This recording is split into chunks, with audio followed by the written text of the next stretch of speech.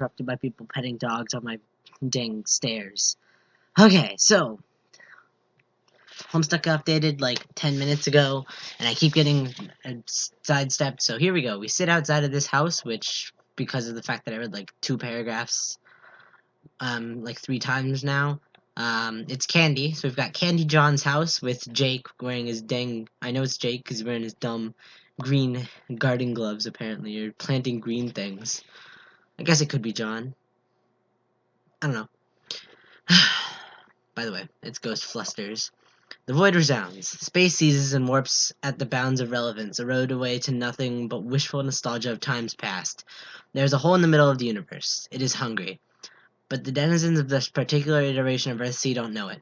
All of this is just business as fucking usual for a planet plagued by war, continuous inclement ghost weather, and the general malice of being absolutely severed from canon. They spend their days absorbed in the petty and pointless pursuits of having jobs and raising families and falling in love. In the midst of this, a middle-aged man kneels in a garden. It isn't his garden, and he already has a name, but we will begin our story with him regardless. Plants, Jake had decided, are really the best sort of chums. They are quiet, friendly, and easy to please. All they need is a little water and fresh earth, and they are perfectly happy to lie there all day in the sun, and they'll make increasingly inhumane arms deals and appear on talk shows expounding on the dangers of interspecies marriage. They have never, as far as Jake knows, fucked a clown. I really like how Dirk and Jake both do plants and fucking hate the people that like don't do the exact same. Oh, there he is. Look at that mustache. Oof. That's pretty. John has been an incredible pal, opening up his home to Jake and his son on such short notice, and even offering him a pair of pants, as well as a shirt that he has so far neglected to put on. John's house doesn't have air conditioning.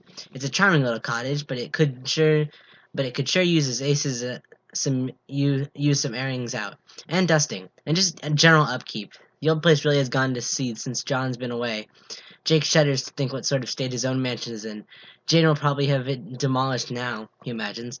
It, like the rest of his assets, is in her name. She'd seen to that as soon as they were married. Ugh. Dang it, Jane, no, why are you so bad in this time? Back at Shays Crocker, there'd been a legion of hired help to take care of the ins and outs of running a household. Jane's far too busy to bother with such things. And Jake, well, he just never bothered. Why should he, when there were other people to take care of it for him? But the decades of easy living didn't change the fact that he'd spent the first 16 years of his life in that deep, lush bush of South Pacific jungle.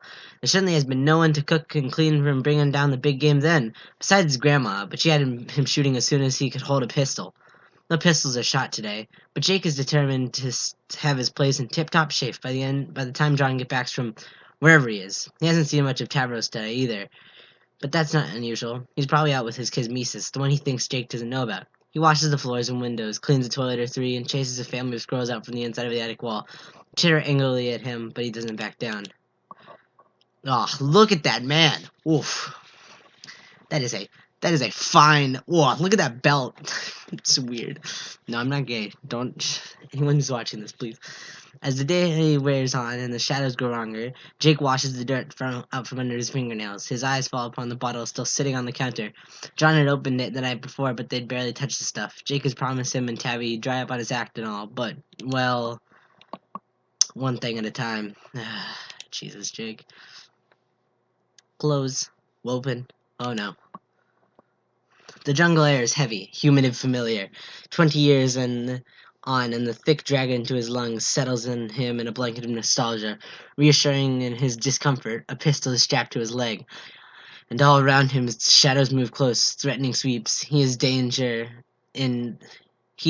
in the jungle than he'd ever venture in his waking hours. There are places on his island that not even his gran would tread. She'd been the bravest person he'd ever known. Here there be monsters. Jake doesn't recognize anything. The jungle of his dreams is wild and unknown, and there are things moving in the dense undergrowth. He slaps at a mosquito on his neck. Sweat drips into his eyes. He drops a hand to his gun, and tension prickling hot and tight at the base of his neck. A sudden wind thrashes the canopy. There are pine needles in his mouth. There aren't any pine needles in the jungle. The only warning Jake gets is a resonant growl that seems to come from every direction at once before the monster is on him. A lithe creature of darkness and fury, with more legs than anything mammalian has the right to. He hits the ground hard enough to drive the breath out of him, but he doesn't have time to catch it. He has to run. He knows it. In the deep, prophetic way of dream, he is no match for this monster. It is right behind him. It is hot, damp breath wafting down his hair. What does it feel like to be eaten? He's about to find out. Oh no. Is that a gloved hand? Oh, jeez. I, who, Dirk. You're welcome. But you're dead. Nah. Yes, you are, and I know that much. I saw your body. I carried your coffin truck full all through those stupid fucking swords. Nope. Don't nope me, mister. I know a dead Dirk when I see one. Sure you do, but that wasn't me. Are you really surprised to find out that I got a couple of spares? So you're saying, is you want my Dirk? That is a whole nother conversation that we don't have time for, pertaining to exactly who or what your Dirk actually constitutes. Do you mean the Dirk from your timeline? Then yes, that Dirk is dead. If you mean the Dirk that you fucked and then ghosted, no, I'm not your Dirk. If you mean the Dirk that you felt closest to, that you really knew, I thought you said we didn't have time for this conversation. I just wanted to know how you can be here and also in the ground. You let a guy spend a couple decades as a dominatrix trophy husband and he forgets all about his old friends. Fucking rough. What about the good times, Jake? What about when I almost made you shit your pants in front of a blue girl? Ah, Bingo's Dirk. In the ghostly fresh. Crumbs, bro, where have you been? I could have used someone on my side. You just disappeared one day without even the old toodaloo to mark your passing. That isn't strictly true. I did disappear, but it was in a catastrophic blaze of hope-drenched pathos. I even threw out a couple one-liners, but you wouldn't remember that. Because it was a different Dirk? No, a different Jake. Until recently, there's been a shortage of ambient narrative relevance for Dirk, since one particular motherfucker has been sucking it all up like a thirsty little twink at his first Insta-Precies rave. Twink? Cripes, this is confusing. It appears that no matter what timeline I'm inhabiting, I can count on you to be absolutely impenetrable. Don't worry about it right now. It's not important. I'm here, and that's what matters. I suppose I just have to trust you. Shove. Oh, yeah, good luck with that. Dirk, don't ever change. The consciousness hits Jake like a bottle to the back of the head. In fact, the bottle is on the table, tipped over and sluggishly dripping from the mouth. The kitchen reeks of whiskey and his head pounds. At least he'd been at home alone, and no one had seen him slip back into his old habits. Strange days, Jake thinks to himself. And strange dreams. That was a real humdinger of a nightmare. He hasn't dreamed of Dirk in years, and it had felt surreal, almost like he could reach out and touch him. Oh. Jake. Oh, wow. Huh. What in the flibbergating fuck? Yeah, that's not a word. Dirk! Sup? Am I still dreaming? I have to think about my dream hangovers. I'm not usually nearly as bad. I wasn't gonna say anything, but holy shit, dude. You really let yourself go. Not to say the sloppy drunk look isn't working for me, because it absolutely is, but come on, man. You passed out in a puddle of your own drool. And what the fuck is that on your face? My face? What do you mean on my face? The mustache, Jake. Whose idea was that? Oh, you don't like it? I didn't say that.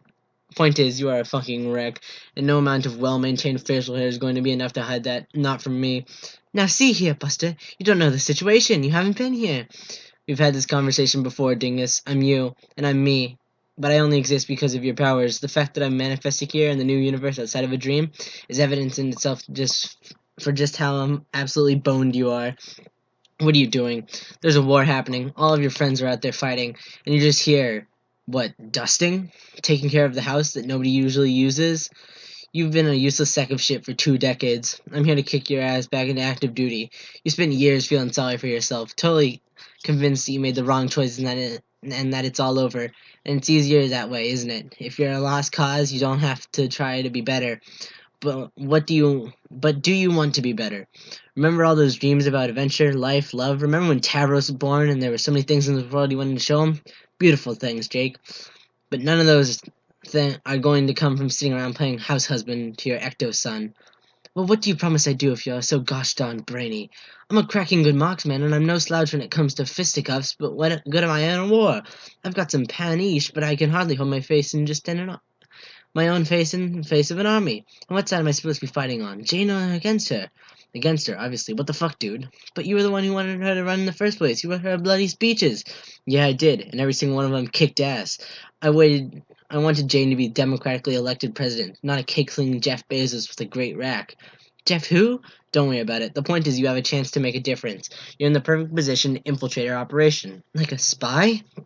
Don't try to tell me I don't. It doesn't appeal to you, sexy little suit, slicked back hair, a bunch of weapons hidden in unlikely places. We're both thinking this idea more and more. Ah, well, I do look fetching in a cummerbund. Wait, no, you tricked me with thoughts of spies and hijinks and two bros against the world. I love Janie. There's no going back now. She isn't exactly the sort to live and let live, you know. That's horseshit, and we both know it. Jane would take you back in a second. She loves you. Pshaw. Not to be mad when brain goes stuck, but Jane hasn't cared about me in a very long time if she ever did at all. I thought you knew everything I do. There's a part of you that still hopes. You can't help it. You'll never be able to help it. You're going to hope for a brighter future until you're on the ground. Better you than me, honestly. Sounds exhausting. You're going to do this, and we both know it, so why are you even still arguing? Well, what the heck? Is that really your ship? Ugh. Disgusting.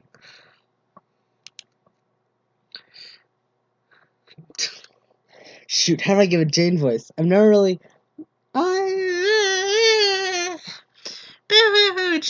Jake, something awful has happened. That's not a good Jane voice, but shut up. It has? You mean more awful than usual? The opposition has taken down for us, Jake. They finally shown their true colors. I knew it. It was only a matter of time before they attacked our family directly. Oh, haha. Well, the scamps. It's then that Jake realized that Jaina isn't mad because she's never realized he'd gone. It makes sense. There's always been plenty of times when the two of them didn't cross paths for days at a time. The perils of living in a mansion, he supposes. She seems to have forgotten that she'd been across with them the last time they met, because now that Gamzee is gone, there's no one left to talk to.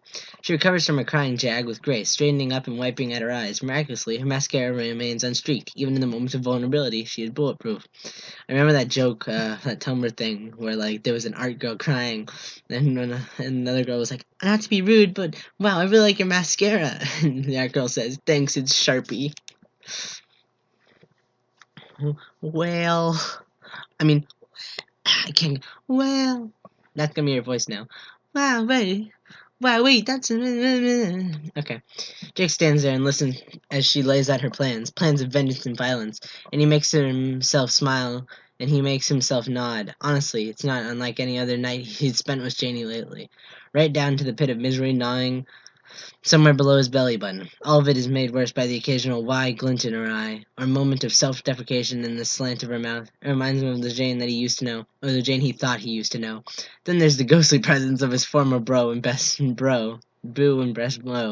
That's different. At first, Derek stands at Jake's elbow, a one-ghost support staff, before he appears to lose interest in Jane's rant and wanders off across the office, reading the spines of books and setting a way too long staring at startlingly phallic piece of installation art, the provenance of which Jake doesn't know, but could hazard a guess it wore a cod piece. Then he settles on chain desks, popping his ghost butt there sort of just, well, here's a picture of what he does.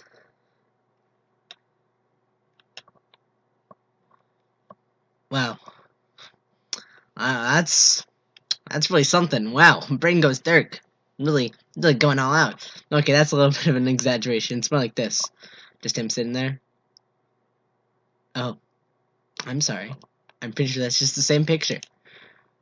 Oh no, I'm sorry. Oh, okay, he moved his hand. Okay, we good. Whatever the case, it's distracting. And by the time Jane loses steam and dismisses Jake from her present, he is thoroughly exhausted from attempting to pay attention to his supervillain wife while trying not to look at the crotch of a ghost man from his brain. I mean, yeah. Whoa, I gotta admit, like, I really like older Jake. That's like the face of a man who knows what he's doing. Duck, I don't think I can do this. What do you mean? You just did it. You kicked ass back there. I didn't do anything. I just stood there and felt bad about myself. All according to Kaiku. It worked. Congratulations. It's only I promised I never would come back here. Promised? Promised who? Myself. I decided that enough was right and jolly well enough. You say you know your onions when it comes to me and my troubles, but you just keep asking stupid questions. John and I had quite the gab fest the other night, and I felt hopeful for the first time in years. Like I really could turn over a new leaf, and it all felt like berries from here on out. I really didn't think I'd fall off the wagon so quickly. I don't think being here is good for my emotions, to be honest. Yeah, probably not, but that's okay. That don't matter. Oh, I suppose you're right with what, masculinity and all that. A true man's lips remain stiff even in the harshest of circumstances. Don't know anything about stiff lips, dude. But that's not what I mean. It's not because you're a man, you're a god. Oh right, that. The world comes first, even at the expense of all your relationships and personal happiness. That's what being a hero means. I guess I never really thought about it like that. Whoa, that is a gosh dang it. No, I'm so happy that like pictures are back here. Like this it makes me feel like a rush of emotion that I don't even know how I've ever even felt before. Especially because Dirk's here and I mean um think what you want about Jane, but at least she realizes that none of you can ever be normal, and she never actually bothered to try. Can it really be a god complex if you're actually a god? People like us don't get happy endings. That's bleak, Dirk. I don't think I could possibly believe that. I know you're born from all the little bits and bobs inside my mind, but whew, boy, I don't think I've ever thought something like that, even in my darkest days. Yeah, that's probably more a Dirk thought than a Jake one. I told you, it's hard to tell sometimes. Is it really how Dirk felt the whole gosh darn time? It doesn't matter. Oh, jeez. Yeah, and that's where it ends. That was nice. Short and sweet. By the way, what is... Oh, Jake's got a... Oh, Jake... It's a Jake and John shirt. Look, Jake's wearing a Jake and John shirt. It's got the little ghost tail. Oh, that's pretty cool, actually.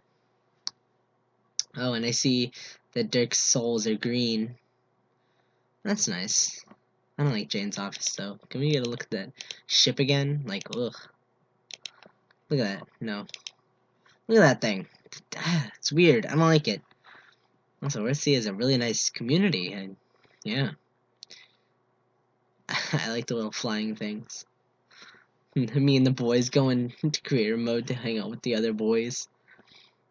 Yeah.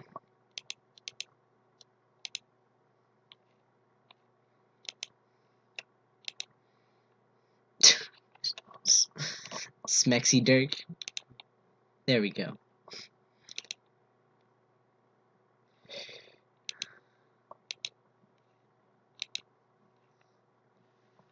And there we go.